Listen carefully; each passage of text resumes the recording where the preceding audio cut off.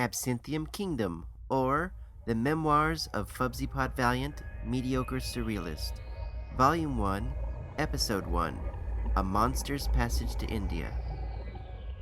Written and performed by Rikki Simons, music and sound editing also by Rikki Simons, some cat sounds by Tavisha Wolfgarth Simons, and Pippi.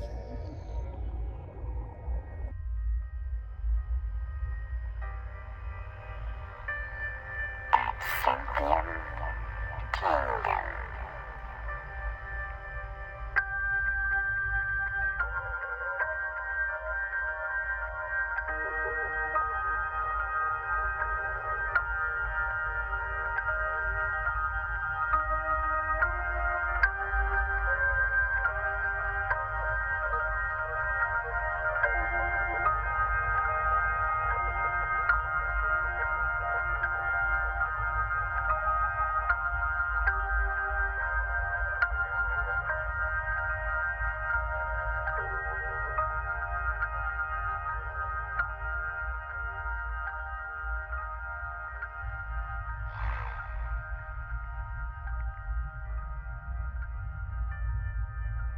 Act 1.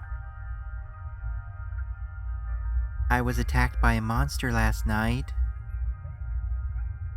I left my boat on Grunwald Hill, that's where I live, and I went out for a stroll with my cat, Dalí. We went walking with my bicycle, and I saw what looked like an egg-headed man standing under the electric light near the telephone booth, the red one. Not the blue one where the old man in the turtleneck with the balloon always keeps vigil. The monster was standing there smoking one of those brown paper cigarettes, but I couldn't tell at first because his head was turned, and his face, which was completely oval, was recessed into his head by about 3 inches. It was completely concave, geometric, and oblate. I was going to pass him without saying anything. I mean, why would I speak to him? I didn't know him. But suddenly he turned to me, and he made a sort of terrible face. I was startled because I don't like making eye contact. So, without thinking, I just said, "Hi, are you one of the convoluted?" And then he spit out his cigarette like it was a sour toothpick. And he said, very rudely, "What the fuck does it look like, asshole?" But he said it in German, and I don't know German very well, but I know the bad words. I shared a look with Dalí, and Dalí, he sat up in his basket. He's very protective. So I pushed my hat down over my head and tried to move past the monster. I didn't want to provoke him any more than he already was. You never know how people are. When I was about 10 feet away, he shouted after me. "Wait, you don't want to go that way." And I thought this was very strange, because I did want to go that way.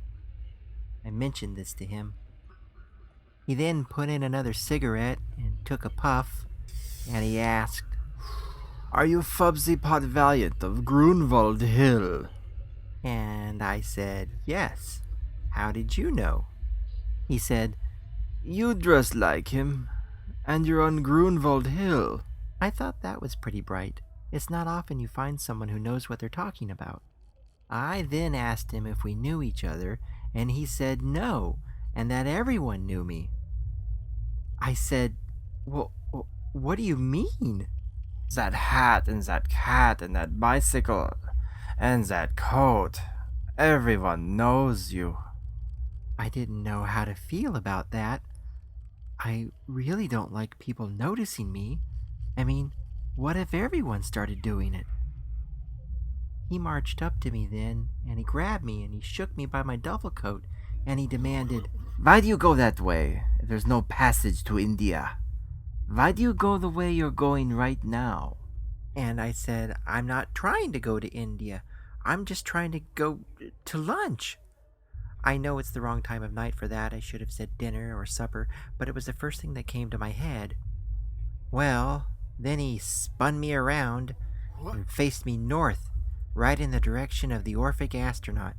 He said, Go that way. Go that way and you'll have your lunch. In India. That was when Dalí leapt out of the basket and tore him to pieces. He's very protective. When all the fuss and horror and blood and shouting was over with, and Dalí was back in my basket, I followed his instructions. I guess I'm weak like that. I usually eat at my landlady's café, Cockles at Welk's, which is inside a cabaret called Das Siku der Chameleon, the sea cow of the camellias. But that night I went off looking for India. I don't know why I do these things.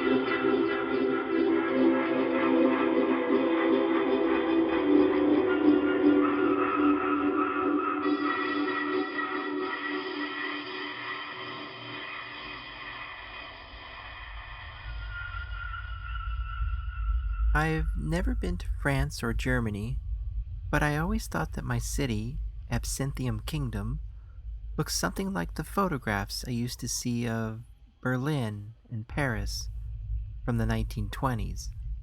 If you were to take those pictures and cut them up and paste them back together in a very unorganized and random and chaotic fashion, and then arrange them around the central hub of a 70-story black monolithic structure made of doors, then you'd have Absinthium Kingdom.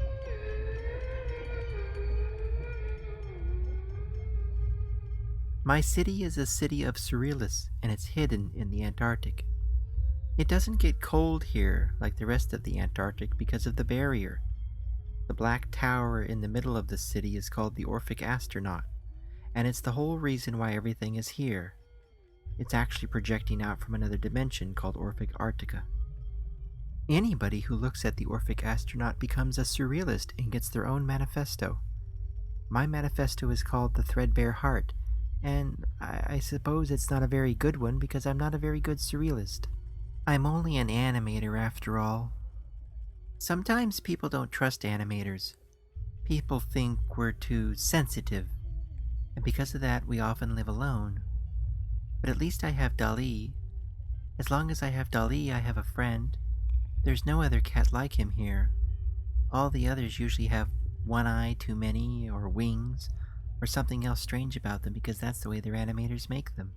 But I made Dalí just a cat, just an orange Bengal cat, green eyes. One of his ears is a little crumpled though, and he bites me all the time.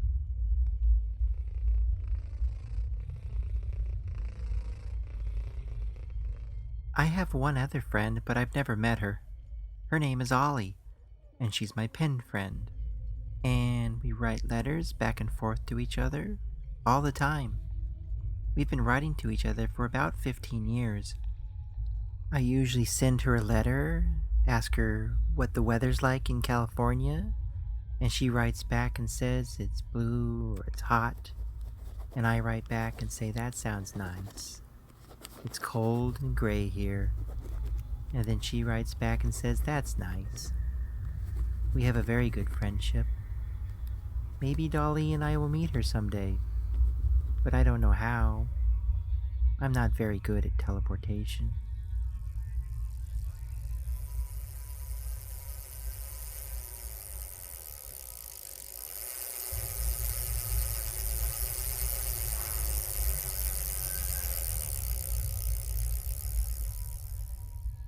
It was sometime between 7:70 and 7:30 p.m., and the thick black storm clouds had moved in overhead about 2 hours prior, simulating night. This was early January, just a few days into the new millennium, summertime for both Absinthium Kingdom and the real Antarctic. It was cool, comfortable weather, I thought. The mood felt ghoulish sometimes under the sickly green electric lights, but as I pedaled with Dalí down Rue Publique to the trolley station, I was still thankful for the cloud cover. Fake night was better than no night at all. As we approached the station, the streets were relatively empty, and the few surrealists who were out were mostly shopping or taking apart and rearranging their cars. One of the cars turned out to be a bull in disguise. I avoided all the noise and shouting and flying rubbish bins by switching to a footpath, which was mostly clear, except for one man on fire. But he was always on fire. His name was George, and he looked pretty good in a blue suit. Thank you. When we got to the small trolley station under the fretwork awning, I got off my bicycle and folded it up into an 8-sided die, and placed it into my vest pocket. I would roll the die later when I needed my bicycle. It wasn't long before the Red Centipede number 9 trolley showed up, but instead of stopping completely, it only slowed down a little. I had to grab up Dalí and make a leap for the last car. This sort of thing had been happening very frequently lately, and a lot of us thought this was a sign that the Lizardmen trolley drivers were going to go on strike again. After catching my breath, I was sitting by a closed window with Dalí on my lap when I suddenly realized I had no idea where I was going. Why did I get on this trolley anyway? This line went to the Bazaar de la Saturn outgrave, but the monstrous man with the concave face hadn't told me to get on the trolley. He just said, "Go that way." And for some reason, I did.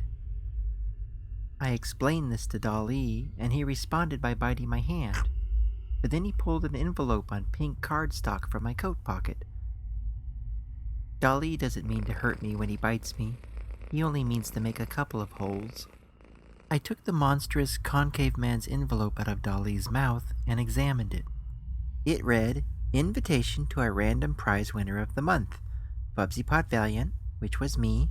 "Come to Passage to India Café, 37B, Over Furnace, Rue Austel, Bazaar de la Saturn outgrave." I took off my hat and scratched my head. I didn't remember entering a contest. Just then, a woman in a pleated green tartan suit sat down beside me. I tried to avoid eye contact, but she tapped me on the shoulder and pointed out the window, saying, "Look, an accident. A bad one, too."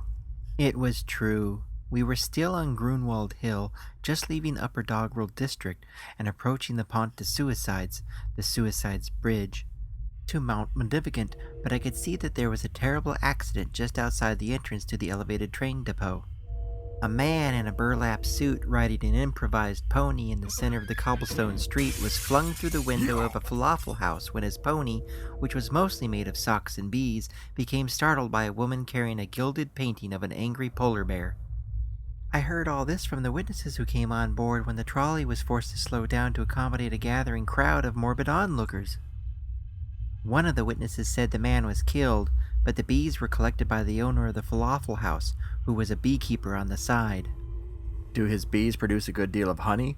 Someone asked. "No," said the witness. "He just keeps them."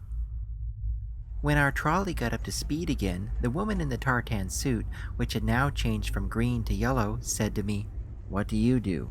"I'm an animator," I said. I held up my manifesto. Red cover, green spine. "No, that's what you are," she insisted. "I mean, what do you do for a living?" I said, "The same. I sculpt animals from clay and animate them into life. She thought about this for a minute. She looked very old, but she sat up straight and her eyes wandered all over as if she were reading a map. How long do they live? She asked. Well, that depends on the animal, I said. No, she protested. You give them the expiration date, just like a carton of milk. I do? I said. Yes, she replied. Absolutely, she insisted.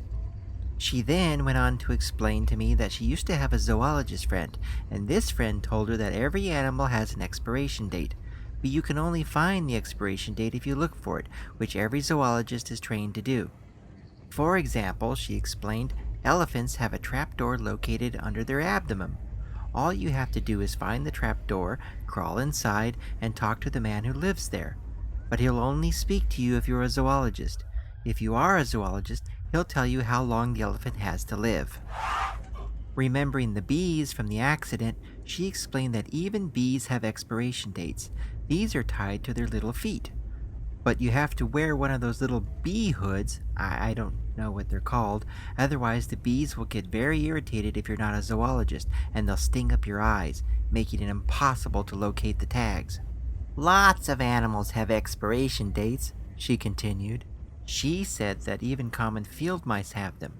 Their expiration dates can be found sticking off of their backpacks, but you have to walk very carefully, even if you are a zoologist, because if they see you coming, they'll hide the backpacks behind a rock or their Kalashnikov rifles. I didn't know they had those either. I thought this was very interesting, if not suspicious. I've owned a vast collection of safari cards since I was a child, and I didn't remember them explaining any of this. I learn so much when I travel. Act 2.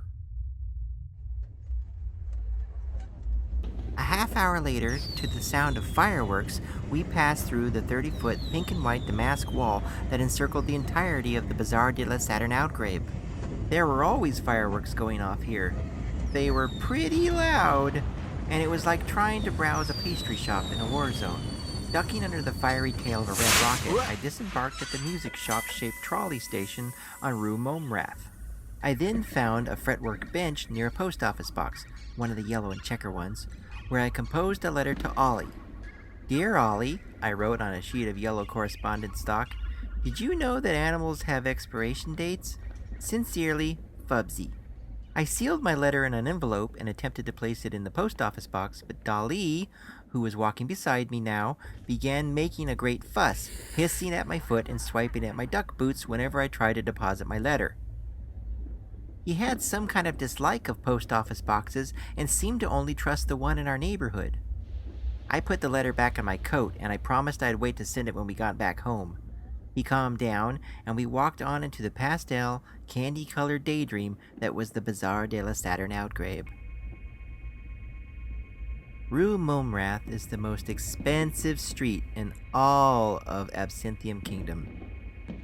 It's decorated like a glittering cupcake, with a street that is circular, an entire mile in diameter, and it encompasses the whole of the Orphic astronaut on its island in the center.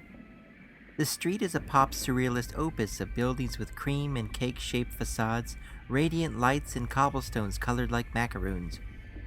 Though it's very beautiful in many ways, I don't like coming up here. To begin with, I'm very poor, and there's nothing here I can afford. Also, there's just no place for the eye to rest. For all its glory, I can never find any respite here, and what starts off looking like true beauty begins to quickly feel like someone is blowing pie crumbs into my eyes. Not even a pie I like, just sort of gooseberry-ish?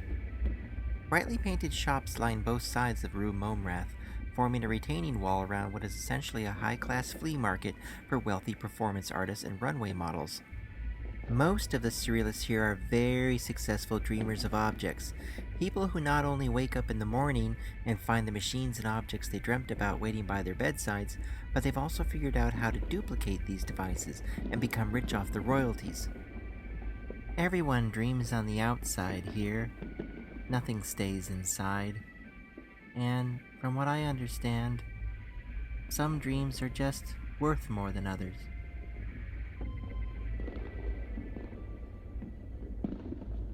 Since I'm an animator, I'm very bad at dreaming objects into real life.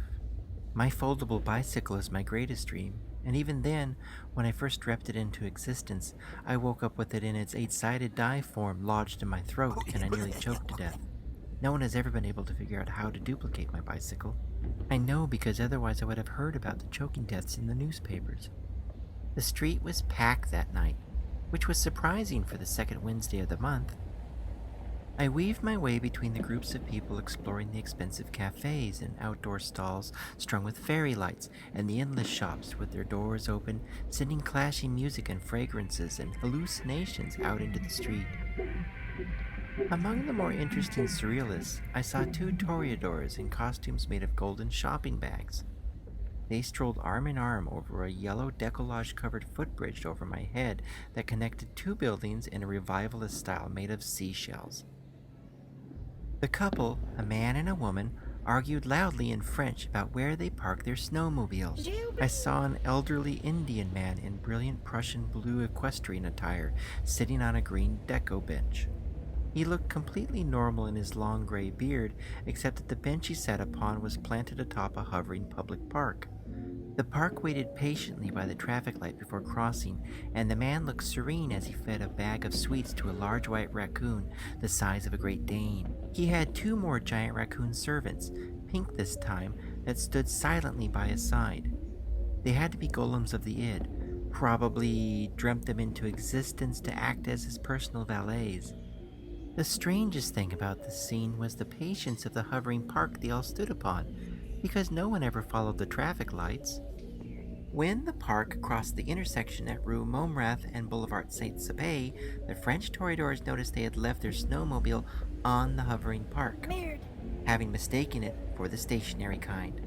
They ran down the spiral staircase from the footbridge to the street and chased the park, the man, and his raccoons. This was the way it always was in Absinthium Kingdom. Chaos and weirdness was mostly everywhere. Only the cafes were safe. No active surrealism was allowed in cafes. Everyone needed a place for the eye to rest, even though everyone contributed to the general weirdness. Many of the cafes were sort of low-level kind of strange, though. More quirky than overtly bizarre. For example, of the 2 cafes on the corner of Rue Mome Raths and Boulevard Saint-Sapé, one had a painting in the window of the old American actor Jimmy Durante in a kimono holding a cup of green tea, and it was called Le Macha-Cha, while the other cafe, called Bird Rage, was filled with parakeets and red checkered tablecloths splattered in bird shit. The patrons held open umbrellas as they sipped their coffee and complained about their friends. After the hovering park had left and the crowd thinned out a bit, the other side of the street became visible, and I found myself face to face with my nemesis, Tiago Muscovy, albeit I was still about 30 feet from his actual face. Unfortunately, Tiago saw me too. I could see the whites of his eyes flash wide all the way on my side of the street, and he swooped towards me like a praying mantis moving to collect a cricket. For a moment, I was hopeful he wouldn't reach me, because as he marched across the street, he crashed into a 6-foot-tall decorated egg on wooden wheels. The egg was cracked with a shell that was split downward like an open shirt. A little man in a poncho sat within, and he was accompanied within the egg by a sunset and a fractured pyramid. He waved his fist angrily from his miniature world within the egg, but Iago ignored him and shoved his way towards me. When my nemesis reached me, he slapped me on the shoulder, actually on the arm because Iago was very short, and he shouted, Fubsí, what are you doing in the bazaar? You know you can't afford anything here. He said this all in Spanish. See. Iago Muscovy. Thin, wide mouth, long face, and a nose that points to his chin like an arrow. He always swaggers about in his pink tweed duster, smelling of a yolk-like hair cream. Just a collection of rickety behavioral caricatures stitched together by cruel impulses. He's descended from Russian and Spaniard aristocrats, and he speaks 4 languages, including Spanish, French, Dutch, and English, but not Russian. No. But he's an asshole in any language. Sorry, I cursed. That night he chose Spanish, his favorite. I can understand most of these languages, but I'm not very good at speaking them or with the pronunciations. I should back up and explain that Tiago and I went to the same boarding school together, Mimsy's Musery of Swirling Nostalgics. Back at school, he was sometimes my friend, but mostly, he was my most enthusiastic bully. Some of his childhood interests included cutting the strings to my kites in mid-flight, or stealing the hinges from my dorm room door so that it would fall on me when I tried to enter. He's always been very, very, very, very, very, very wealthy, which is why I found him here. Tiago pointed at my head and said, Where's your ugly hat, Fubsy? Did you finally throw it out?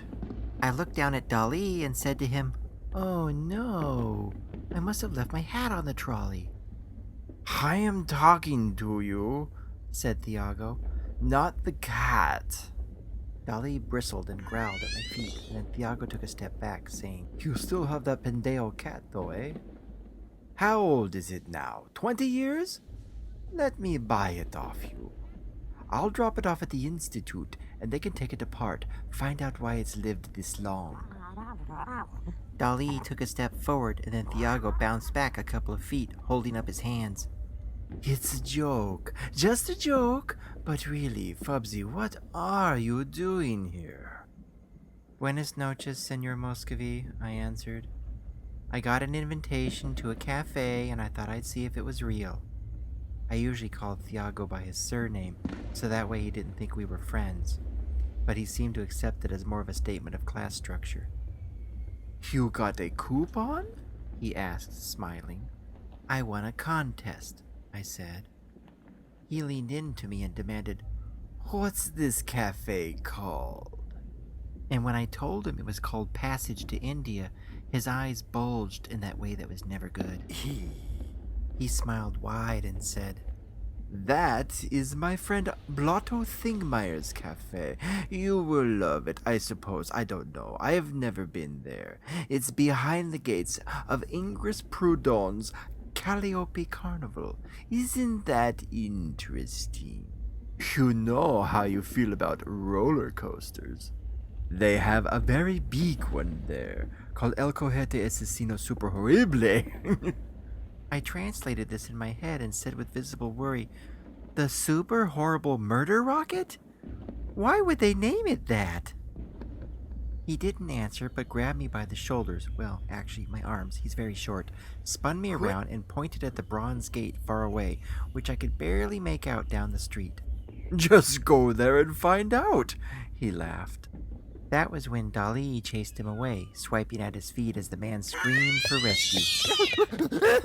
About half a block down, Iago faded into nothingness, as if he had suddenly lost opacity.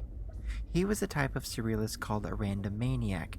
He could use random patterns in the world to find folds in space and time and teleport away. His particular weird powers reside in his olfactory senses, and he lifts his long-pointed nose to sniff out the random patterns that allow his escapes. His manifesto is called El Sueño del Crema para Penard, the dream of the comb cream. I waited for Dalí to return, and together we walked towards the gate down the street. I said to him, What do you think? Is this a trap? Dalí said nothing because he's a cat. We walked down the salmon and vanilla-colored street to the gate and found the will call ticket booth in an alcove adjacent to the bronze gate. A massive sign fixed to an archway announced Ingris Proudhon's Calliope Carnival in brilliant Rococo neon letters and was complemented by a painting of a man in a purple greatcoat whose entire face was covered with a pink and white striped sack. This was the mascot of the park, Ingris Proudhon himself. Some people didn't like him as a character mascot, but I always thought he was fine because he can't make eye contact with you.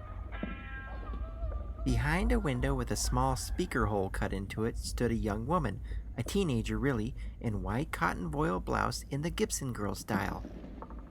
She wore a patch over her right eye, and her left eye seemed to be focused on some other scene far away, someplace much more interesting than manning a ticket booth. When I told the young woman at the gate my name and reason for calling, she focused for half a minute on a spot behind me, then checked her list, looked up at the spot behind me, looked down at her list, and repeat these steps at least 7 times, then finally looked at Dalí, and then looked at her list. She then stopped and said through a microphone, Those shoes, that tie, that coat, that vest, and that cat, but no hat. You're not Fubsí Potvaliant. I said, "Excuse me, but I've been him my whole life," No, you don't match the description. she said, shaking her head. "Well, what's my description?" No hat, you're not him. I left it on the trolley. No, But I did. no, I said, "There must be something more to my description. Am I just a hat?" it's none of my business. She said, aloof. "But what does it say?" She sighed and looked disgusted, but not at me. She seemed to be looking at nothing. She only had meaningful contact with her list. She checked one more time, saying, Green duffel coat, duck boots, blue striped trousers, patched shirt, tie, vest, glasses, cat, and a white pork pie. Hat. She said it all at once and finished with a shrug. "Is there any description of me as a person and not a costume?" I asked. She replied, I don't know. I'm blind. I thought about this, and then Dalí and I slipped past her and into the gate. She stood staring at the spot where we had been. We moved on into the park, and we were swallowed up by its hideous theme song.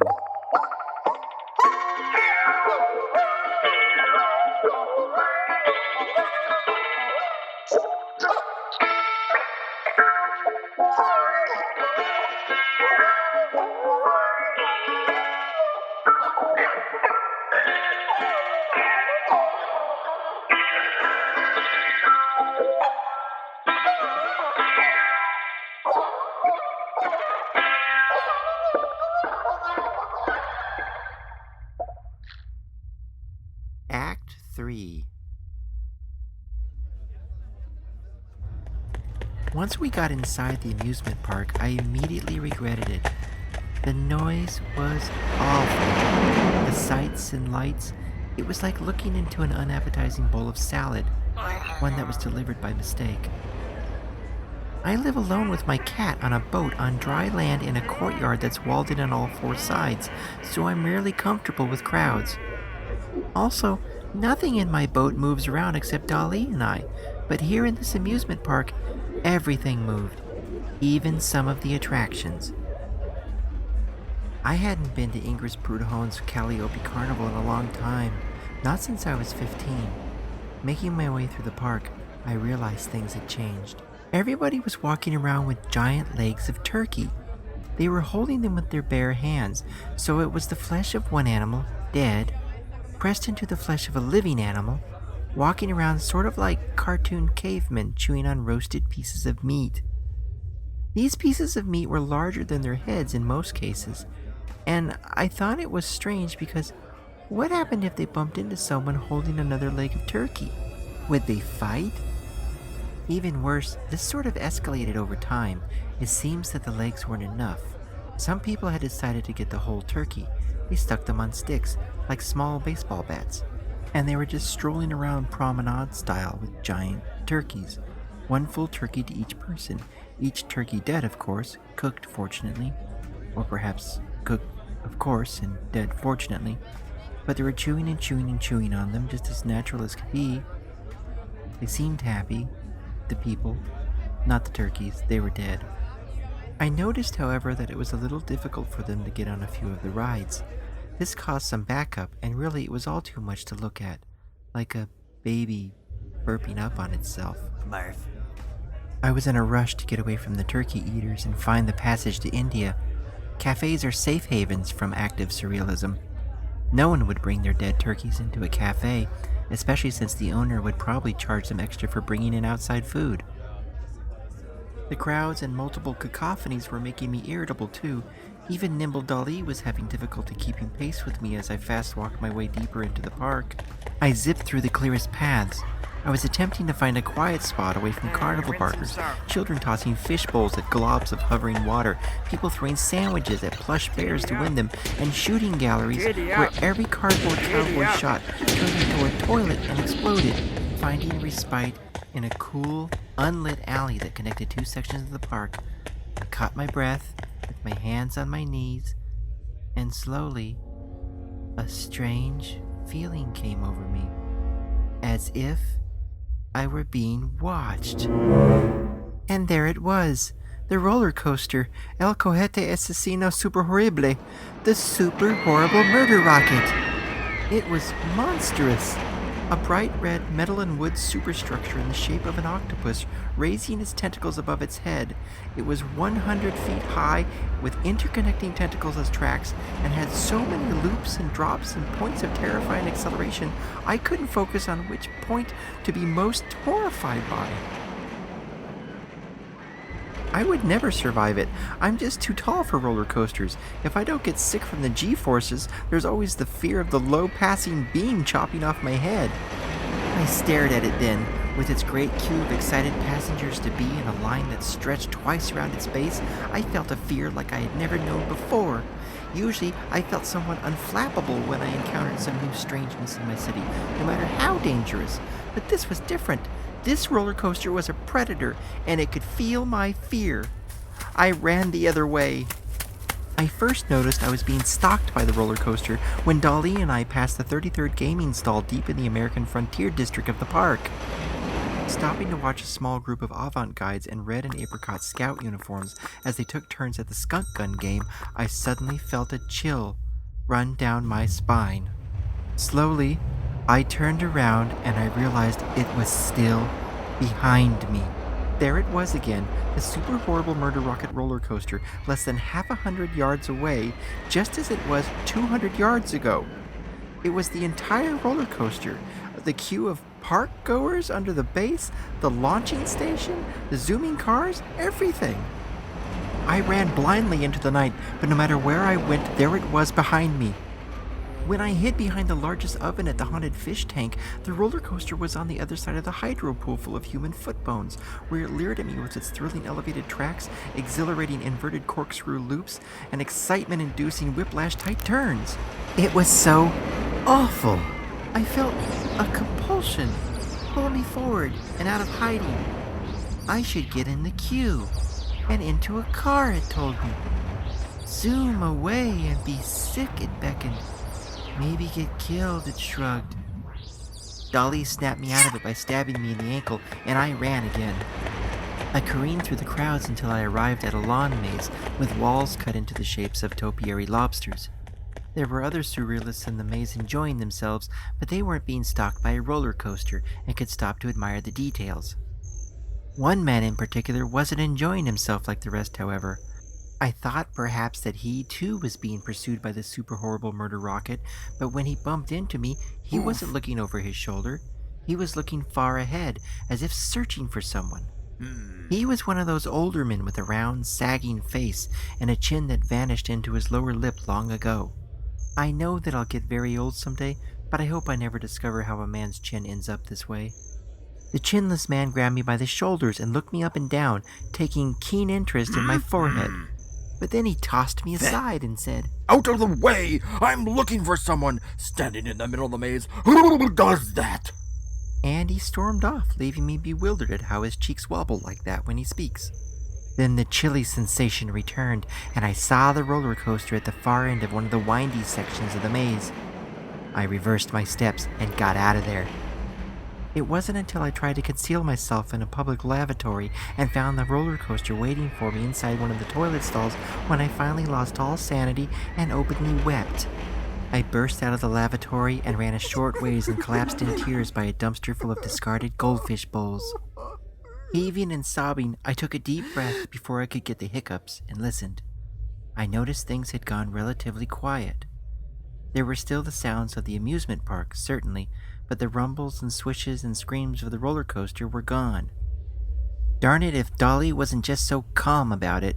Every time we stopped, he paused and scratched and licked himself while I gasped and sputtered for breath. And now that there was some respite, he decided to take a full bath, with one foot up in the air and his face buried in his nether regions. I was so agitated over what was happening, I did something I normally never do. I yelled at Dalí in anger. How can you do that at a time like this? Can't you see we're being chased by a roller coaster? Why don't you get your face out of your squid beak and do something useful? He stopped what he was doing and glared at me, foot still extended in the air. He wasn't having it. He got up and walked away without looking at me. I followed him out into the open and called out to him, "Dalí, I'm sorry. I didn't mean to say that." He looked back once and then took off, leaving me alone. He was having one of his tantrums, but I wouldn't bother looking for him. He meant to punish me. He had done this sort of thing before. He'd return when he was sure I was ashamed of myself. This is just the way of cats. I know I could have spared myself by making a dog instead all those years ago, but dogs are such work and too sensitive. Cats are sensitive too, obviously, but while a dog will shame you by accident, a cat will write you an essay on humiliation with a single look, and there's something refreshing about being shamed on face value like that. With a cat, you know what you've done wrong. I walked along a footpath that circled a green lake where people rode on the backs of small-scale model trains. I was watching my feet, mostly, and glancing up now and then for some sign of Dalí, and I'd forgotten completely about the passage to India Café. But then I saw an adult avant-garde walking ahead of me with my hat in her hands. Our eyes met at the same time, and she understood immediately the look on my face. I lowered my eyes, but I saw briefly that she looked younger than me, most likely in her mid-20s, with a bright, handsome complexion that was probably overexerted by too much responsibility. Her strained expression made her pull back her cheeks, bare her teeth, and squint in a false grimace, like a girl with a permanent ice cream headache. Despite this affectation, her body strolled in a carefree stride, as if everything below the neck was unaware of the pressure on her mind. She walked up to me in her red and apricot shoulder cape dotted with merit badges, and she held out my hat. I was mesmerized by her badges for a moment. She had so many. I think I only ever achieved 2. One was the silver echidna brooch, which was the Avantgarde logo. She was a senior courier, which was evident by her badge of a running hippopotamus, and since she wore a striped ascot and a camp hat with a small television fixed in the center, like that of a miner's light, she was definitely a guide leader. Her troop would be somewhere nearby. She smiled at me and thrust my hat in my hands, saying, "Monsieur, did you leave your hat on the trolley?" "I did. Thank you very much for returning it," I said, placing it on my head. "How did you know where to find me?" "It was easy," she said, beaming. "You look like that fellow Fubsí Potvaliant, but without the hat." "I see," I said, openly worried. Why did everyone know me suddenly? "Can you tell me your name, since you know mine?" I asked. "Oui. Tove Pipsan, avant-garde leader, troop 484. "Your rank is recurring dreamer, then," I said matter-of-fact, and then I automatically quoted the old avant-garde motto. "Be ready. Everything that can happen does happen, and everything that can't waits until you're dreaming." This made her very happy to hear, and she smiled wide her ice cream headache smile and said, "You know our motto. Were you an avant-garde, Monsieur Potvaliant?" "Yes," I said reluctantly. "Just a little while. Long enough to learn the secret handshake." We stopped what we were doing then, and we did the secret handshake together. "What made you quit?" she asked. I shrugged sheepishly, saying, "I thought we were going to learn to tie knots and build canoes, but instead we spent all our time on street corners handing out the latest decrees from the Orphic astronaut." "Well, yes, of course," she said. "That is our chief occupation. Children are the best people to hand out pamphlets. Citizens are more at ease in their company. Which reminds me." She shoved a pamphlet under my arm and pat me on the shoulder. "Is it a new law or just an ordinance?" I asked, unfolding the paper to read. "No, tonight the Orphic astronaut just sent out a little reminder," she said with a far-off look. "A reminder of what?" I asked, reading. Then I said, "Oh." Tove Pipsan pointed at the pamphlet with pride, saying, That we're all just stardust, you know. Okay, I said. But for how long? She frowned. Before she could reply, the old chinless man from the maze appeared from behind a bent poplar tree. Once he spotted me, he threw up his arms and shouted. There you are! Stepping back several paces, I said, Hello? Yes? Hello? What? Yes? Hello? Hello? Yes? What? I'm here to take you to Passage to India Café, of course, he said. I'm the proprietor, Blotto Thingmeyer, and you're late! Where on earth have you been, Fubsí Potvaliant? What are you talking about? I just met you in the maze, I said. That was you? He insisted. Why didn't you say anything? I ummed. He shook his head and added, That couldn't have been you. That fellow had no hat. Now, come with me. I tipped my hat to Tove Pipsan and said goodbye. She only nodded slowly while looking over her pamphlet. Surrendering to the illogic of everything always seemed best in situations like these, and that's what I did. I followed along obediently, hoping to spot Dalí along the way. Act 4. He walked me into the jungle-themed area of the park, which, for some reason, rung with the sounds of the kookaburra bird, an Australian bird that lived nowhere near any jungles. We had to wait for a crowd to clear before we could proceed to our destination. The crowd was gathered around one of Ingress Proudhon's mascots. The mascot let the people grouped around him touch the pink and white striped sack over his head and guess his age. Everyone who got it wrong received a mince pie, and since everyone got it wrong, he had many fans. Easy. Yelled a child in black lederhosen. He got a pie and squealed in delight. 13 million. Screamed an overexcited canary woman. A pie was handed to her and she chirped in ecstasy. Between 2 and 20? Said a man with a roast turkey leg in each hand.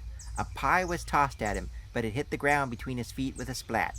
He attempted to scoop up the pie with the turkey legs. 37, I said in passing, though I didn't touch him, and a mince pie was shoved into my hands. That was nice. I like mince pie. But my chinless escort took the pie out of my hands and gave it to a passing kangaroo, saying, Not now! Let's not spoil your appetite. I watched sadly as the kangaroo hopped away with my pie.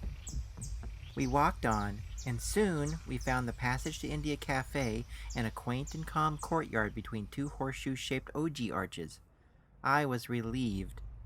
No menacing roller coasters in sight, no loud noises or giant turkey legs, but no Dalí either. It looked like a nice, simple place, a standard brick building with twinkle lights and wires woven into an ivy facade. The interior was a pastiche of Asian and Indian motifs, all done up in blue and gold, hand-painted flowers and paisleys on the walls. It was embarrassing, but a little cute. Hanging on the walls, there were elegantly framed prints of Degas ballet dancers, which were completely out of character with the East Indian theme. There were 3 other men present besides chinless Blotto, and none of them were East Indian. Hello. 2 of them waited for me at a table in the back of the restaurant.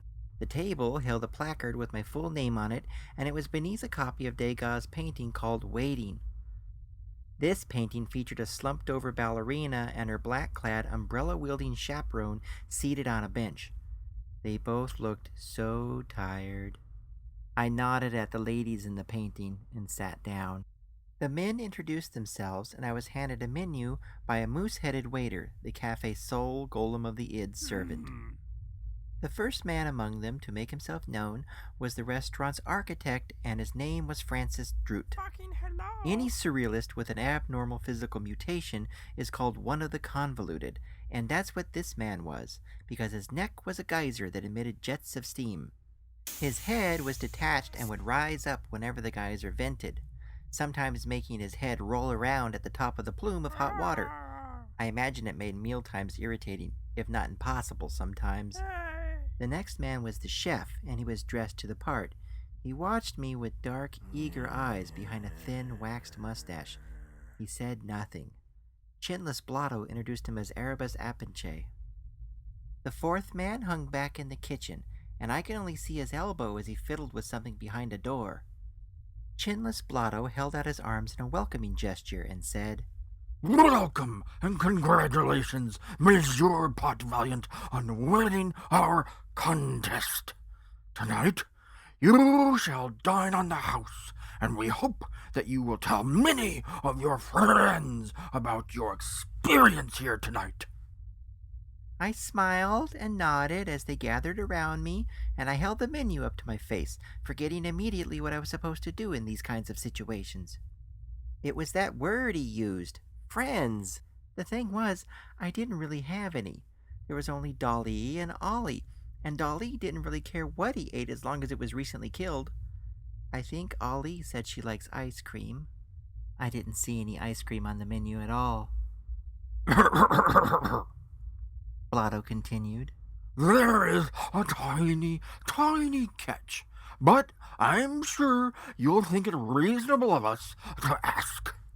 We hear you're an animator. Would you be so kind as to give us a demonstration of your weird powers? The moose-headed golem then brought in a small plate of clay and a few sculpting tools. I paused and stared down at the plate. I then looked up and explained, rather uncomfortably, Well, I could make you something small, I suppose. I don't make animals for frivolous reasons. Blotto said, Of course not, Monsieur Potvaliant. Just a small demonstration of your abilities, so we know you're the right man. How about a fig beetle? I said. That species has a very short lifespan, or expiration date, I suppose. And you have to understand, the animals I make aren't weird. They're anatomically correct on account of my imagination problem. Yes, Blotto exclaimed happily. That's what we want to see. Just a normal animal. I then gestured to the room and said, But this is a cafe. No active surrealism is allowed in a cafe. They're fucking closed, Francis Droot explained suddenly, needlessly vulgar, head spinning. Shut up, Francis! Screamed Blotto. Then Blotto calmly added, Yes, we're closed, so you may proceed. Something felt strange about them, but then everything felt strange about everyone to me. I bent over the plate and sculpted a beetle.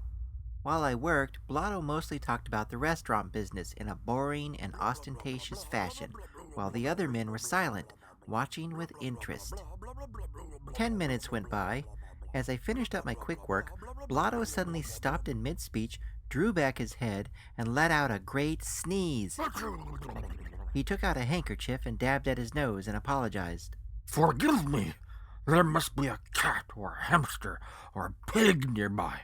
Terribly allergic. I spun around in my seat, but there was no sign of Dalí. Well, isn't anyone going to forgive me? Blotto demanded. I've just had a sneeze.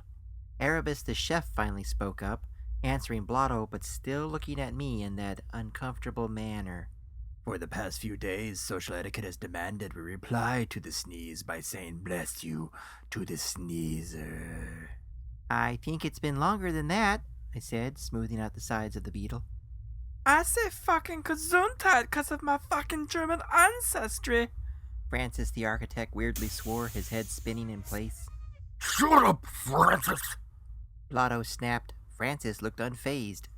But what if we called the sneezer a loser when they did it?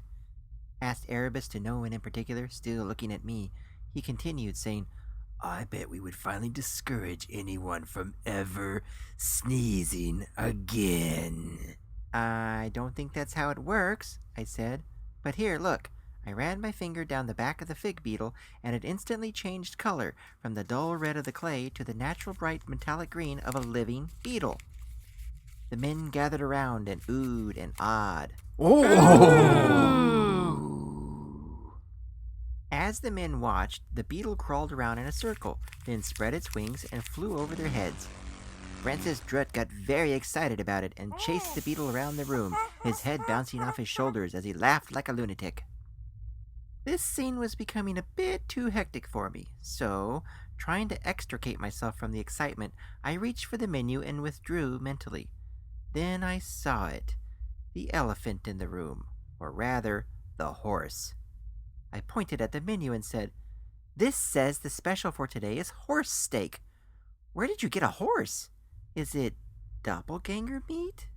The three men froze in place and began nodding at each other, each trying to get the other to explain and not succeeding. "I'm sorry," I said. "I don't eat too much meat. I only eat fish on account of my empathy problem." The fourth man then entered the room from the kitchen. To my surprise, it was the convoluted man with the concave face, the one who set me on this quest from the beginning of this story. Much of his head was bandaged from Dalí's previous attack, and I could see now that the thing he had been fiddling with in the kitchen was a medical kit. He walked towards me, and the other men parted for him. Everyone watched as he rolled his own brown paper cigarette. He said, this time in English, "Hello, Herr Potvaliant. So glad you accepted our invitation. My name is Rolf, and I am the financier of the Passage to India Café. We are going to make art, Herr Potvaliant, and you are here to help us. You remember the old painter and sculptor Edgar Degas, don't you?" As he said this, he waved to the painting of the ballerina behind me. "Yes," I said, "but he was a modern world artist. He never came to Absinthium Kingdom." Rolf replied, "With Degas it was all ballerinas, women taking baths, and horses. But there was no sign of him ever combining his interests. That's where our genius chef, Erebus Apache, comes in. His chief desire is to find a bathing ballet horse to sit as model." "I see," I said, confused. And then fucking eat it. Francis interrupted. Shut up, Francis! Rolf gave them both a dangerous look. I'm sorry? What?" I stammered. "Ahem, but that's not entirely why we're here," Erebus interjected, still watching me. I've gone off topic. My apologies," said Rolf. "No, we want you to sculpt the horse and bring it to life first. Then we'll give it a bath, and then we'll put it in a ballet costume, and then we'll eat it for art." I stared in horror. "You'll get some too. See?" Blotto said as he pointed to the special on the menu. I pushed my chair back and stood up. "No," I said. "Absolutely no." In one swift gesture, Rolf shoved me back into my seat. His eyes were like diamonds shining out at me from his concave face, like something sinister looking out from an open mine shaft. He said coldly, "Best not to adopt a siege mentality over these things. Just give us what we want." I shook my head. "No, it's not going to happen." "This won't do at all," Blotto said. "You're supposed to be a pushover." Rolf agreed, saying, "Exactly. We were specifically told you would just roll over like a dead seal. You're famous for that." "What is going on?" I said. "Why does everyone know about me tonight?" "Well," said Blotto matter-of-factly, "because your good friend Tiago Muscovy explained your situation." I stood up again, this time beyond Rolf's reach. I said, "Tiago, what's he got to do with this?" Chinless Blotto tried to reassure me, saying in a patronizing tone, "It's very simple. I was talking with dear Tiago the other night and complaining that we had no horse meat for our grand opening.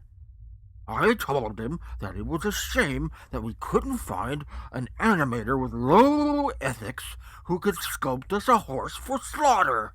"And for art," Rolf added. "I don't have low ethics at all," I insisted, "especially when it comes to animals. Tiago knows that." The four men looked at each other, and then Blotto insisted. "Then why did he recommend you?" I said, "Because Tiago loves sowing chaos. It's his favorite thing in the world. He wants to see me squirm and you fail." "Ridiculous," said Blotto, turning red in his pudgy cheeks. "What could he possibly get out of such an arrangement?" "He gets pleasure," I explained. "This is one of his practical jokes. He does things like this all the time." It was then that we heard a hiss from the kitchen counter. It was Dalí! He was back, and he was trying to punch my fig beetle to death. "Dalí!" I shouted. He looked up from his insect torture, and the beetle flew away in a wobbly pattern. Erebus reached over and picked up my cat before I could move. He was just there on the fucking counter the whole time, said Francis, still weirdly swearing. Blotto shot Francis a look. Francis's head did a little spin. "Thank goodness you came back, Dalí," I said. "I'm sorry I was mean to you. You deserve better." Rolf looked between me and my Bengal cat, the chef, and me, and finally said, "Give us what we want, and we'll give you your cat back." Erebus grinned in a cartoonishly evil fashion and revealed he was holding a meat cleaver in his other hand. He raised it to Dalí's throat. I held up my hands and cautioned them, "I wouldn't do that if I were you. He's very protective." But Dalí did nothing. Usually when I'm in trouble, Dalí starts stabbing people. All I have to do is give him a look, and he turns on whoever is threatening me. But that night he was sulking because I shouted at him earlier. "Dalí, I'm very sorry I yelled at you," I pleaded. "I'm a bad friend." Rolf ignored me and said, "We have a great mountain of clay for you to make a horsehair, Potvaliant. When you're finished, you can have your cat." That was when a whole group of women holding entire roast turkeys burst into the cafe and demanded, "Hey, proprietor, it's cold outside. Can we eat these in here?" Dalí attacked. The cafe men scattered. I peeled Dalí off Chef Erebus's face and tucked him under my arm, running through the crowd of turkey eaters and out into the park.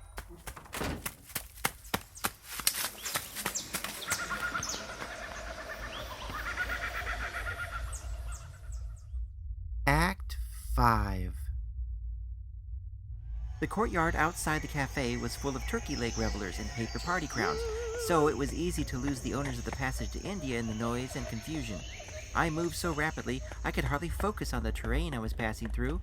We started off in the jungle-themed district, and I ran into the cowgirl section, then off into the land of typewriters, where I sat Dalí down and I took a breather behind a 7-story sausage house in the shape of a vintage Remington Model 7 noiseless portable typewriter, complete with case. This section of the park was nearly empty of people. It was very loud due to the tremendous clacking sound of the building-sized typewriters. It was also very late now, about 30:30 p.m. The overhead storm clouds had brought on full midnight early. I used the poor lighting to my advantage and signaled to Dalí to follow me to the next section, which happened to be the lobster topiary maze. As chance would have it, there was chinless Blotto again, near where I first met him in the entrance of the maze. The men must have split up. He was alone. I was moving at a fast clip. There was nothing else I could think of except to remove my hat, and that's what I did. Dalí watched me with interest as I stood still like a lamppost, holding my hat behind my back. Blotto spun about, attracted by my motion, like a blind rhino sniffing me out on the wind. He looked right at me, then past me, gave an extremely irritated face, and walked away. The man was hat blind. It worked.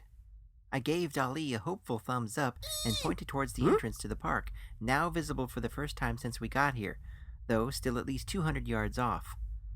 It was near to closing. A good many people were cruising the main street of shops that lined the entrance. We mingled in with the strolling shoppers, walking in an easy, carefree fashion in order to stave off attention. We would have made it out right then and there if we hadn't come across another Ingress Prudhomme mascot, and darn my eyes if I wasn't still thinking about my lost mince pie. Like before, people gathered around and shouted their guesses at the man in the pink and white striped sack. 51.5, said a woman with an entire populated apartment complex for a hat. She was handed a mince pie. 89, shouted a sleepy man with a pig for a torso. It was the pig that shouted. A pie was tossed his way, and the pig torso caught it. 500 and not a day more, called an extremely old man in a spacesuit and a backpack overfull with squeeze box accordions. A pie was gladly handed over, and people applauded. 2 years old, I heard myself say gleefully. And here is where I made my fatal mistake. A pie was given to me, But in order to take it, I had to free up my hands and place my hat back on my head. This I did without thinking, so joyful I was at receiving that beautiful pie. It was a small pie, just big enough to fit in my hand. It smelled so good, full of the hot aromas of clove and cinnamon. My whole world focused in on that one delicious moment. Pie in hand, what greater heaven could there be? I opened my eyes and saw that the 4 dreaded men of the Passage to India Café now surrounded me. I shoved the whole pie in my mouth and galloped away in a haze of hot spices and muffled screams. But it was no good. They cornered Dalí and I in an alcove away from the public. Rolf unfolded a fishing net, an actual net. We have you now, animator, said Rolf, lifting his fishing net. Now give us our horse meat, or we'll take it from you, menaced Erebus the chef as he took out a long, shining butcher's knife from his apron. Remember, you get to fucking have some, said Francis, his weird swearing head spinning. Shut up, Francis! Screamed chinless Blotto.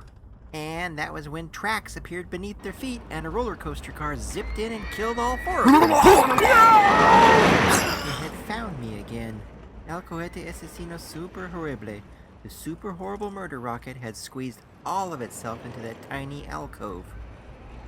The car that had killed the men shot away with their bloody torn limbs and fractured bones, and then another car pulled up in its place. The guardrail lifted, invited me in. I could sense it. It was insisting. It had saved my life. The least I could do was oblige it by climbing on board. I realized then that I still had some unchewed pie in my mouth. I swallowed it, though I knew it would be coming right back up after this ride. I looked at Dalí. Dalí did nothing, because he's a cat. I picked him up, climbed into the car, holding him as tight as the bar came down. I was secured in the seat. Away we went. After a full 20 minutes of terrifying loops, sickening plunges, various degrees of whiplash, not to mention the instantaneous acceleration at the beginning and the horrendous sudden stop at the end, Dalí and I were released and ejected from the park. I don't remember how we got out of the park. We were just on the roller coaster 1 minute and then standing still on the other side of the entrance the next. I found a rubbish bin to empty my stomach contents into.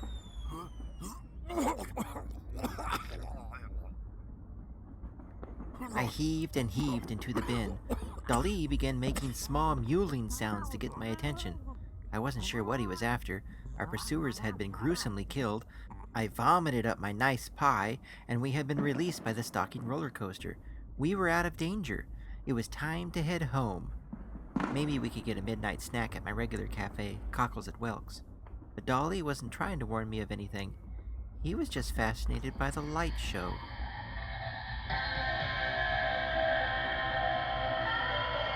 I raised my head from the rubbish bin to find an ethereal commotion in full swing around the ticket booth. The blind, teenage ticket seller at the will call booth wasn't so deeply attached to her impaired vision as was thought. Tove Pipsan, the Avantgarde leader, explained it to me when she arrived with her troop of children. Tove was standing there. She wasn't watching her troop, who now surrounded the ticket seller and helped her out of her booth. But instead, Tove was looking at the Orphic astronaut, which, at this close range, towered above us, with the details of its thousands of morphic doors fading in and out into existence. It was all visible from here. Tove nudged me as I wiped my mouth with a handkerchief. She pointed at the highest point of the black monolithic tower. Way up high, there was an open door, and a golden light poured out. "What's going on?" I asked. She said, "A friend to the blind girl in the ticket booth had a dream, and when this friend woke up, she found a pair of glasses by her bedside. She knew, somehow, that the glasses were meant for the girl. When she gave them to her, she could see, and she saw the Orphic astronaut for the very first time. Her manifesto came to her. She's a real surrealist now." Everyone stopped where they were and stood and looked up at the unearthly sound emanating from the Orphic astronaut. We could see it then. A cubist cosmonaut drifted out and then down from a lighted door some 60 stories up its 70-story structure. He fell slowly like a leaf, drifting to and fro in the windless night, landing gently on his back in a cleared section of street outside the amusement park gates. Once he was still, an older boy among the Avantgardes looked at Tove Pipsan and nodded. Then he went to take off the cosmonaut's helmet. It wouldn't budge, so the boy pulled the cosmonaut's visor open instead. Inside was a cubist face, one eye above the other, a triangular head, a perfectly flat skull. The cosmonaut held a yellow letter in his abnormally numerous teeth, which he gave up to the boy. In that moment, it seemed a tyrannical distinction to try to separate understanding from dreams. None of us could do it. It was all one and the same here in the kingdom. Once the cubist cosmonaut was relieved of his letter, he lost his opacity and melted into the cobblestone road. Just before he vanished completely, Tove ran up to him, kneeled down, closed his visor, whispering kindly, Godspeed you, cubist cosmonaut. When the cosmonaut had left us and the door high up the Orphic astronaut had closed, Tove opened the letter, read it, and nodded to her group. She said, Let's get her to the Institute for her orientation. Off we go now. They left without another word, guiding the once blind ticket seller out of her booth and down the road. She had a new manifesto tucked under her arm. From here, I could just make out the title in English. It read, Every vision dies behind tired eyes. I thought about how I came here when I was 10, which was when I first saw the Orphic astronaut. My orientation was 20 years ago. It wasn't so bad. I got a sandwich out of it. As we approached the station, I remembered my letter to Ollie. I thought I'd give it another try and send it in the post, despite any protests this time from Dalí. But when I reached for the post box under the station's Art Nouveau awning, I was met by a surprise. The letter I pulled out from my coat wasn't mine. It was a small pink envelope from Ollie. I opened it, and the usual amount of glitter and confetti fell out. My letter was missing. But here was her reply anyway. Ollie's letter said, Dear Fubsy, yes, I know all animals have expiration dates. Sometimes it makes me sad. Sincerely, Ollie. Dalí and I got on the next trolley and went home.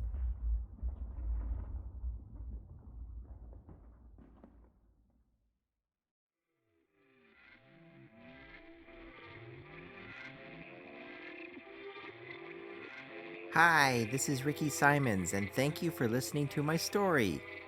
In the next episode of Absinthium Kingdom, Fubsy wakes up to discover that he is lost at sea in Volume 1, Episode 2, All the Shores Between the Seas.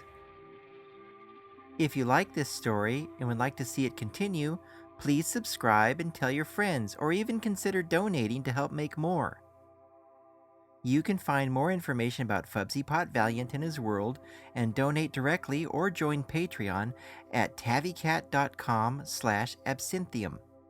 One more time, that's TAV as in Victor, ICAT.com, tavicat.com/absinthium.